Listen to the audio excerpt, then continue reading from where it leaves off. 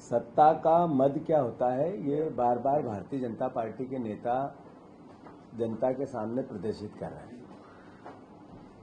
पूरे प्रदेश की रोडों के खस्ता हाल है, करप्शन की भेंट चढ़ गई। वो चाहे ब्रिज की बात हो, चाहे नेशनल हाईवे की बात हो, चाहे राज्य हाईवे की बात हो। गांव गांव में सड़कें नहीं है। 25 साल के राज के बाद जन भावना कैसी। एक गर्भवती बहन ने जब आवाज दी कि जिम्मेदार लोगों आओ ये सड़क बनाओ, तो सांसद का बयान अपमानित करने जैसा है, अहंकार से भरा हुआ है। उस बहन को तारीख दी जा रही कि आपकी डिलीवरी की तारीख दो, हम आपके घर से आपको हॉस्पिटल भेजेंगे, पर सड़क नहीं बनाए। ये मैसेज है कि जो जिम्मेवारी दी है जनता ने इन लोगों को, उस जिम्मेवारी का किस तरीके से मुखोल उड़ा रहे हैं ये लोग।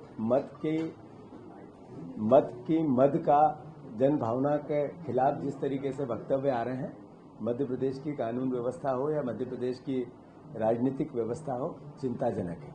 मैं फिर से आदरणीय मुख्यमंत्री जी, आपके मंत्रियों के जवान पे लगाम लगाओ और जो दायित्व है वो निभाओ। जो सड़कों के हालात हैं, मैं मानता हूं कि मध्य प्रदेश में आपके भ्रष्टाचार चिल्ला चिल्ला कर चीख चीख कर पुकार रहा है कि ये 50% कमीशन की सरकार है। और मैं मानता हूं कि ऐसे में जो वेंडेटा पॉलिटिक्स आप लोग कर रहे हो, ये जनता भी इससे ग्रसित हो रही है। राजनीतिक दल के व्यक्ति ने कुछ कहा, एफआईआर लिखाएंगे। अगर जनता ने कुछ कहा तो उसको भी डराएंगे। मैं समझता हूं इस तरह का लोकतंत्र नहीं चल सकता। ये नरेंद्र मोदी का नया भारत हो सकता है, प्राचीन भारत की सभ्यता और परंपरा का लोकतांत्रिक व्यवस्था का हिस्सा नहीं। सर, आज बिहार चुनाव को देखते हुए धन्यवाद उनको कि किसी भी एक ऐसे वर्ग को जिनकी भावनाओं को समझ सके और उसका निराकरण कर सके, ऐसा ही मुख्यमंत्री का काम होता है, दायित्व होता है। सवाल ये है कि इससे पहले इस तरह के सम्मेलन हुए, उससे कितने लोग लाभान्वित हुए।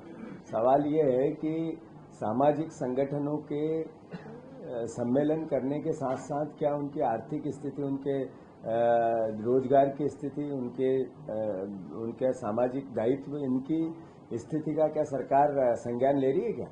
मैं समझता हूं फिर से कि जब वो बात करती है लाडली बहना की, तो बात करनी पड़ेगी कि 1500 रुपये हर महीने के आपने बहन के चोरी कर रहे हैं, सरकार दे नहीं रही है, सरकार ने गुमराह किया बहन को।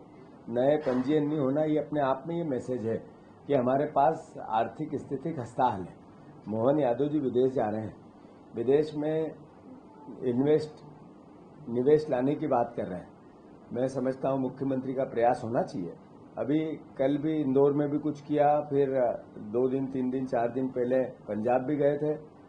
प्रयास जारी है, पर सवाल ये है कि क्या इस पर व्हाइट पेपर सरकार लाएगी कि इतने सालों में जितनी इन्वेस्टर समिट हुई या अलग अलग इन्वेस्टर निवेश लाने की बातें हुई, उस पर क्या मिला और सरकार का क्या खर्चा हुआ और कितने रोजगार मिले और प्रदेश की आर्थिक स्थिति में इसका कितना योगदान आया, इसका व्हाइट पेपर इस बार सदन में सरकार लाएगी क्या? मैं मानता हूं मोहन यादव जी केवल काम करने की प्रक्रिया का एक तरह से प्रमोशन करना और फिर काम के प्रमोशन के काम करने के बाद कितना उसका लाभ सरकार का सरकारी तंत्र में जो आम जनता और हमारे खजाने में आना, इसकी समीक्षा भी होनी चाहिए। तो इसके लिए व्हाइट पेपर ला सब